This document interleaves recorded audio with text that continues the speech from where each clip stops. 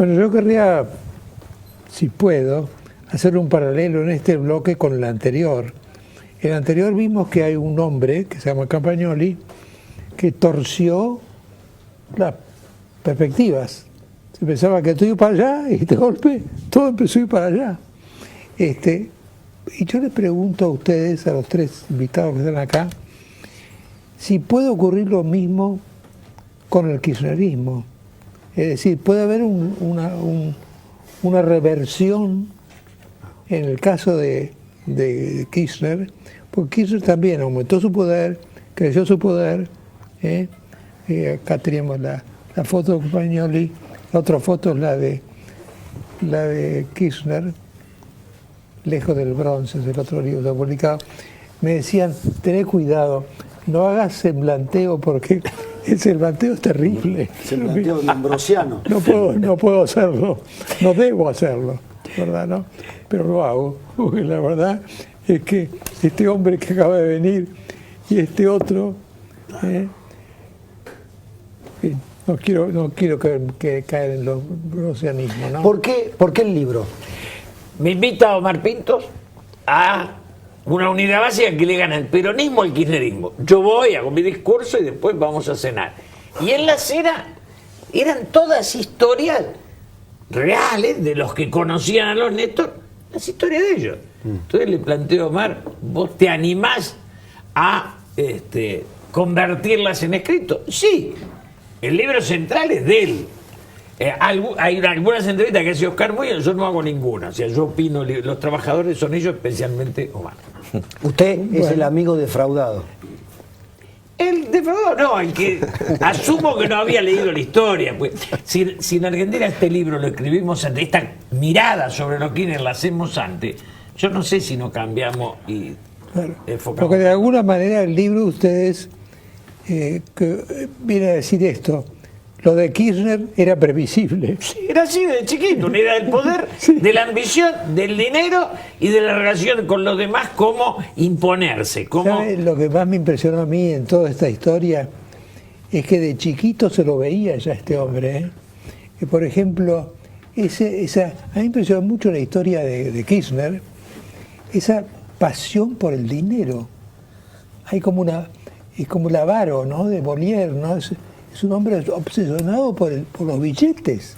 Él creía que había un punto de la acumulación económica que lo convertía en dueño de la sociedad. Exactamente. Yo creo que era eso, Omar, ¿o no? Sí, sin duda que sí. Creo que era la construcción del poder utilizando en este caso un partido político que era el peronismo. A pesar de que, dicho por su propia maestra, toda su familia era radical, incluyéndolo a él mismo. Su característica más particular de María Sanz de Portela. Le nota a él esa especie de dinerización de la ambición política, ¿no? Es decir, la ambición por el poder pasa por el dinero directamente, ¿no? Sí, él únicamente era acumular, acumular y acumular. Creo que un poco la semblanza de lo que plantea Freddy Martínez en la nota que le hace Oscar habla justamente de esto. ¿Para qué quería tener tanto dinero? Y yo abono la teoría de Freddy que decía que quería tener poder en efectivo para poder presionar cuando él esté afuera de un futuro gobierno. El problema, yo creo que el problema central es que Kirchner no es una rara avis, no es una fantasía dentro de Argentina, no vino en un submarino alemán, no bajó de un helicóptero ruso, no vino en una nave norteamericana. Kirchner expresa una manera de relación entre la economía y la política que está demasiado extendida y dramáticamente está demasiado consentida, porque el hecho es que la Argentina tenemos una democracia renovada desde el 83 y más de 2/3 de ese tiempo, 10 años y medio fueron de Menem y 12 y medio van a ser de los Kirchner.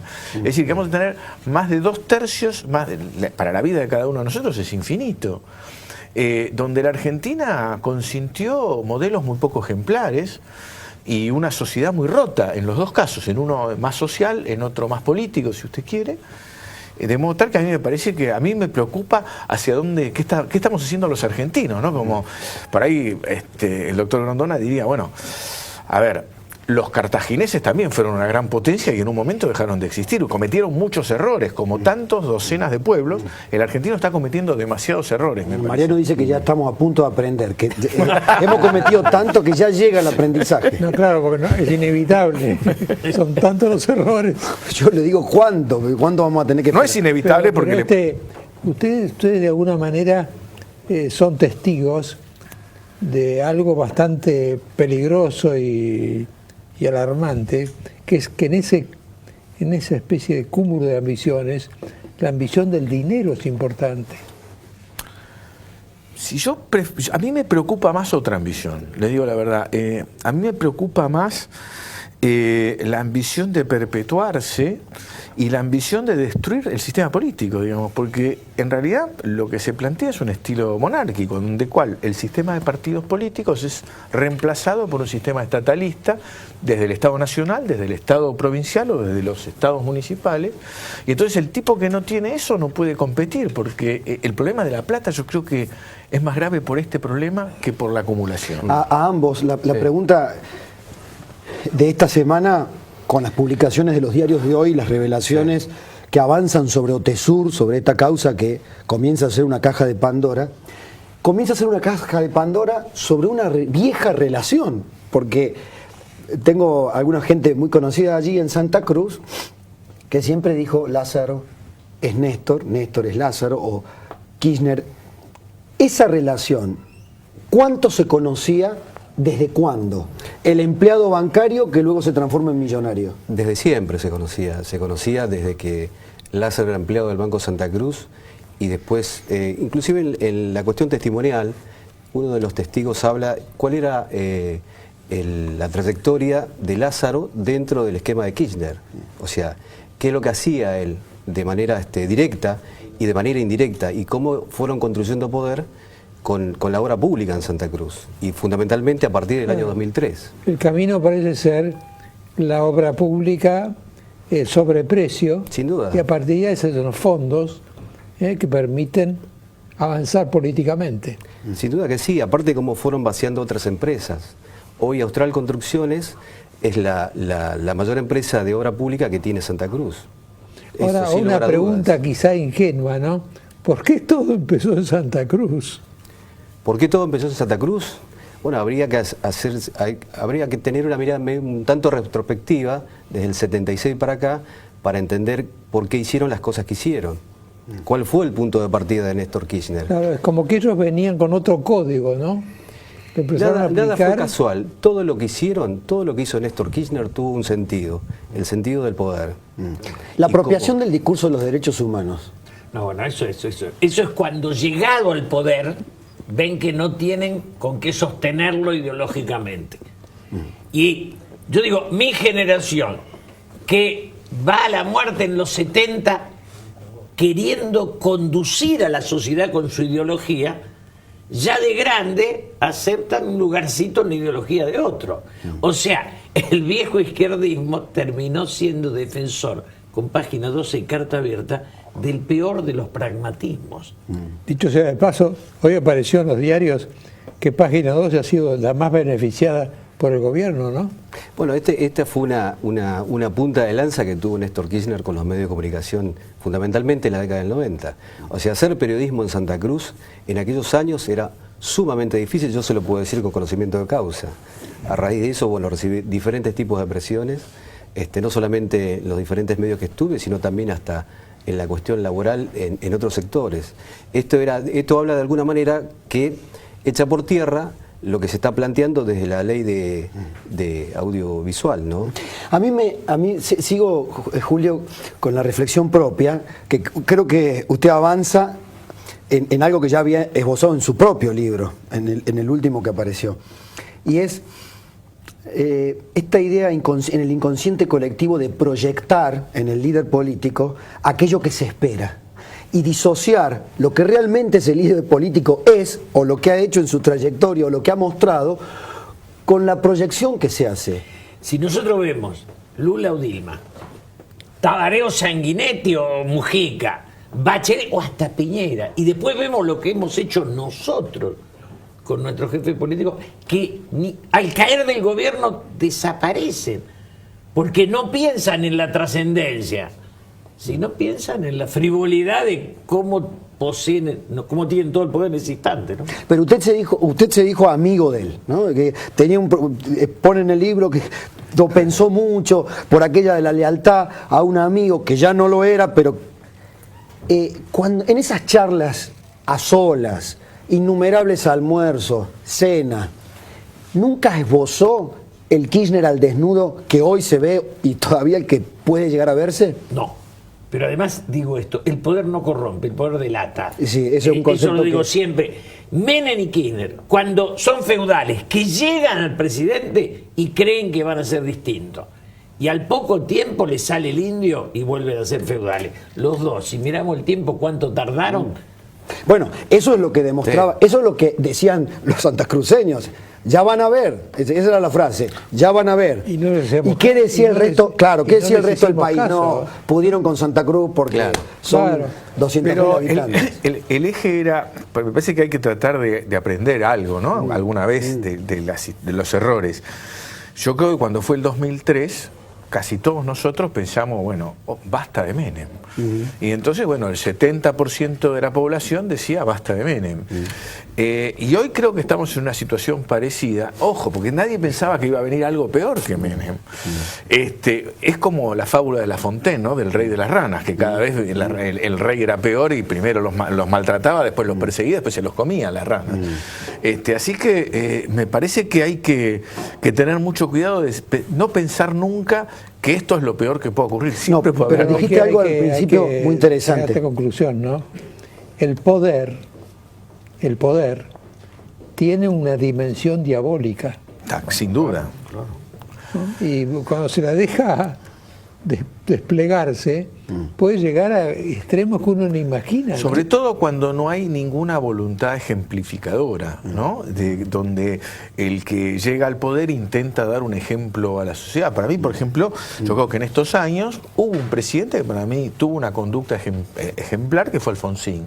A mi modo de ver, él intentó con sus errores, con sus defectos, él intentó, y uno podía ver a alguien que no le daba vergüenza, alguien que era decente, alguien que intentaba por su lado, y después eso desapareció de la política argentina, y creo que lo estamos pagando mucho, creo que tenemos que buscar la ejemplaridad, pero mi miedo es que mientras va pasando más tiempo sin ejemplaridad, cada vez más cantidad de ciudadanos y ciudadanas dejan de darle importancia a esa ejemplaridad. Claro. Y evidentemente lo que no se aprecia o se empieza a apreciar recién ahora es que la ejemplaridad es una moneda de dos caras, ¿no? Exactamente. Hay un mal ejemplo también. Exactamente. No solamente un buen ejemplo. La moneda de dos caras es lo que hizo Kirchner con la construcción de un relato acá a nivel nacional. Fíjese que en el año 87 va Eve Bonafini a pedirle audiencia al en ese entonces intendente de Río Gallegos y no la quiso recibir. Tuvo que brindar la conferencia de prensa en el Partido Obrero.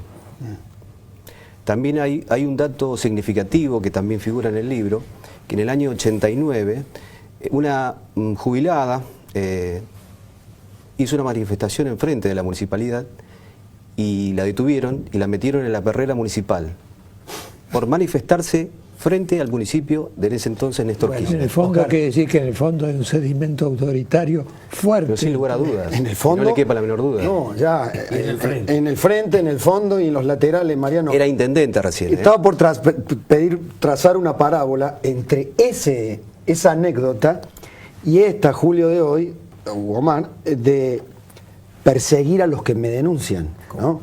Perseguir a los que me denuncian, sea Bonadío, sea Margarita Stolbizer o la empleada, la directora de la IGJ. En Santa Cruz eso era moneda corriente. La justicia legítima, como la idea de convocar al estalinismo, hablar de la justicia, porque justicia legítima son los nietos de Stalin, ¿no? Digamos, la idea del autoritarismo invadiendo esta etapa, y resto también de la violencia de los 70. Todos aquellos que creen que la democracia es liberal, ¿qué nos formulan? Un Estado no democrático como solución, donde la burocracia se impone a la sociedad. Claro, y los sedimentos del autoritarismo, no porque hayamos pasado a ser formalmente una democracia, ha desaparecido todos los peligros que rodean la democracia. A mí lo que más me asusta de todo es la idea de que esta forma de gobernar defiende a los más humildes. Porque en realidad los más humildes, digamos, hay una crítica al liberalismo tradicional que es, bueno, un hombre no puede ser del todo libre si no tiene garantizado una comida. Es verdad, es verdad. Pero garantizado una comida, un trabajo, un ingreso, sin por eso tener que vender el alma. Porque eso sería volver a los peores tiempos del absolutismo. De la clientela, ¿no? Claro, yo creo que eso el fue problema que tuvimos en Argentina es que con Menem retrocedimos 200 años. Pasamos al liberalismo manchesteriano, donde no había ningún derecho social, digamos, siglo XVIII. Y con los K retrocedimos otros 200 años hacia el Estado absolutista del siglo XVII. Ahora, la pregunta, Luis XIV. La pregunta que hacerse es, ¿hay otra etapa anterior todavía? Sí. Entonces, Bueno, si todo se rompe, tal vez volvamos al feudalismo del año 1000. Pero dijiste algo muy interesante, Omar, al principio, que Kirchner no aterrizó, no vino del planeta Marte. La sociedad argentina compró, independientemente, porque esta es la vieja historia de Muchos cuánto compraron algo sabía blanco. la sociedad argentina sobre fulano. Despertar hoy a darnos cuenta de la voracidad por el dinero que tenía Néstor Kirchner. La sociedad compró, compraron también los empresarios. El capitalismo de amigos que construyeron en Santa Cruz lo proyectaron a nivel nacional. bueno, quizá porque la voracidad por el dinero no es una característica exclusiva del kirchnerismo. Bueno, pero este libro también es el punto de partida para que se entienda por qué se hizo lo que se hizo y hasta dónde llegó y cómo construyó poder. Con todos, absolutamente con todos, radicales, del MID, de la izquierda, con todos. Ese era el Frente para la Victoria, porque en realidad el Frente para la Victoria era él.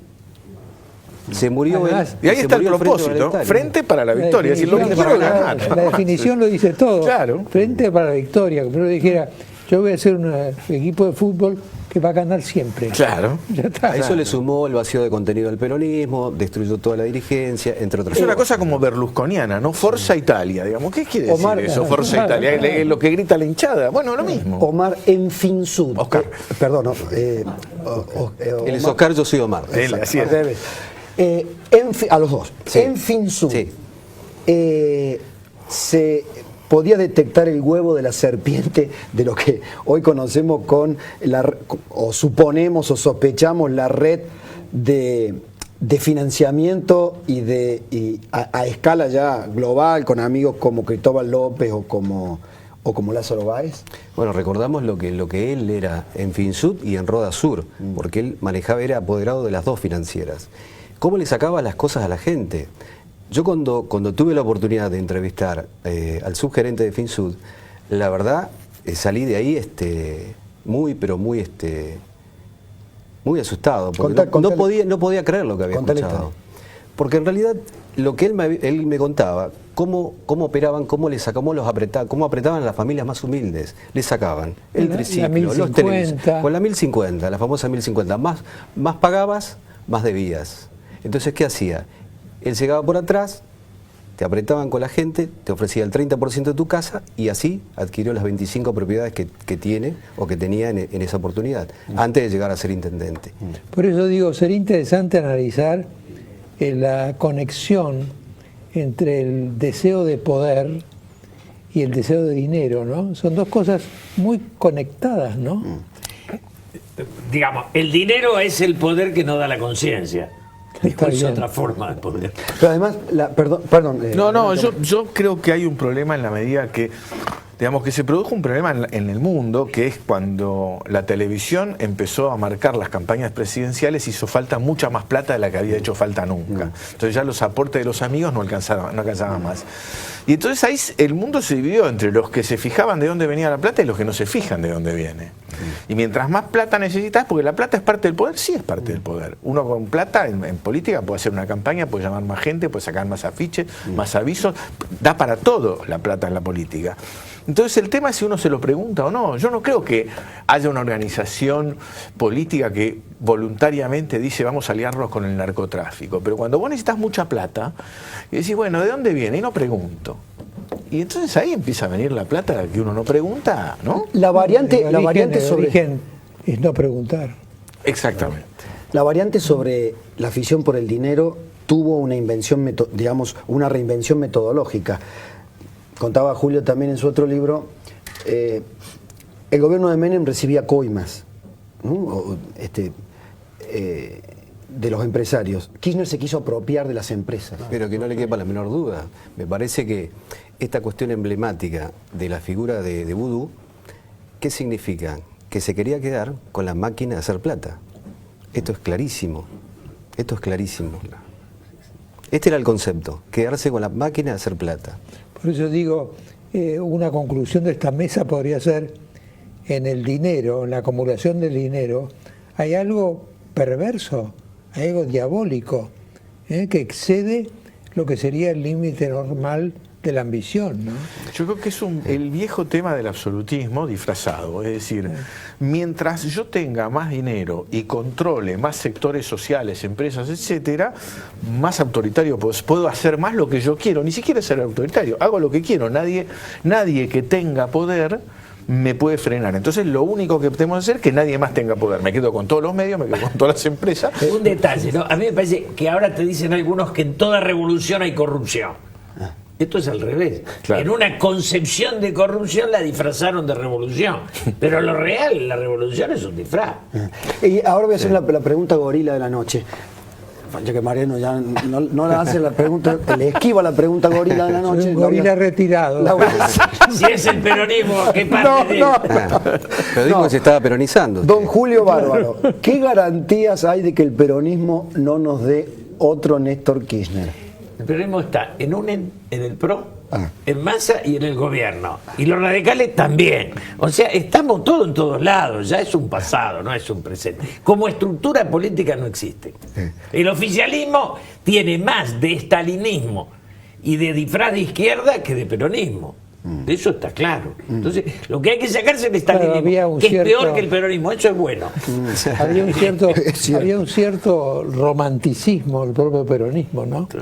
Que ha ido desapareciendo. Kirchner nunca fue peronista. Eso. Lo que pasa es que el peronismo es mejor cuando puede perder, ¿no? Claro. Cuando puede perder, el peronismo elige mejores candidatos, elige tipos más presentables, hace modificaciones, se renueva, muestra otra imagen. Cuando sabe que va a ganar,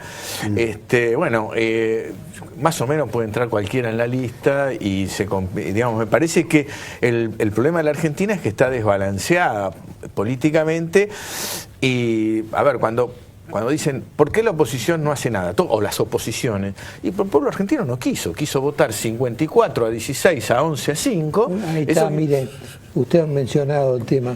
El 54% desde un par de años es la causa de muchos males. Claro. Muchos males. Es decir, que el pueblo argentino vota de un modo y luego se queja de las consecuencias de su propio... Tampoco había oposición, tampoco había alternativa que enamore. Era un poco el pueblo y un poco lo que le daba. Sí, pero yo creo que se sabía que era malo, entonces se sabía todo lo que tenía de malo en cualquier país del mundo, digamos, serio.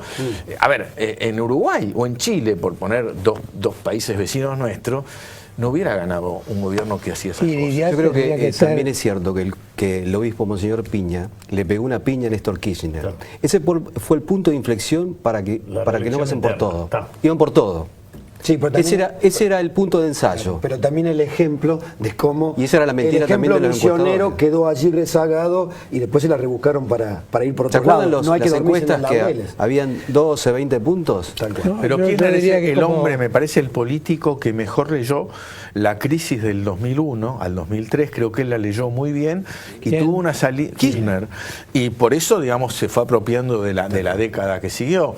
Creo que leyó lo que había ocurrido y lamentablemente, en vez de aprovecharlo para una construcción creativa, favorable, democrática, progresista, la usó para lo contrario. Claro, como conclusión, estamos llegando tarde a las conclusiones correctas. Exactamente. ¿Cierto? Muchas gracias a los tres. Gracias.